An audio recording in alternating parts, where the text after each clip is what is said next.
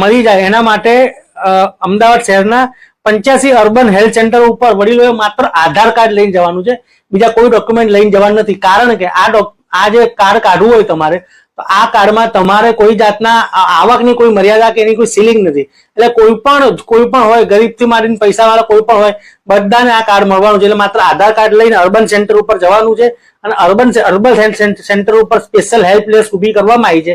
ત્યાં તમને આ આધાર કાર્ડ ને બધું લઈને જશો એટલે તમને ગાઈડન્સ આપવામાં આવશે અને આ કાર્ડ તાત્કાલિક નીકળી જશે. અને અમદાવાદ શહેરની 124 હોસ્પિટલોમાં, ખાનગી હોસ્પિટલોમાં આ સારવાર આપવામાં આવશે. તો મિત્રો, જો તમારા ઘરે પણ આવા વડીલ હોય કે જેમને મેડિક્લેમ ના હોય અને અવારનવાર તમારે હેલ્થ પાછળ ખર્ચા થતા હોય, અથવા તમારે ઓપરેશન કરાવવાનું હોય કે બીજી કોઈ ટ્રીટમેન્ટ લેવાની હોય કે જે ખૂબ જ મોંઘી થતી હોય, તો તમે આ તાત્કાલિક ધોરણે આ 10 લાખનું જે આયુષ્યમાન વડાપ્રધાન વય વંદના કાર્ડ છે એ કઢાઈ લેજો અને મા બાપના આશીર્વાદ. આપ નિહાળી રહ્યા છો સાબરમતી સવેરા.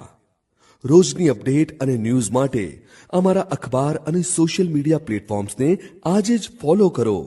સાબરમતી સવેરા, જીદ છે ત્યાં જીત છે.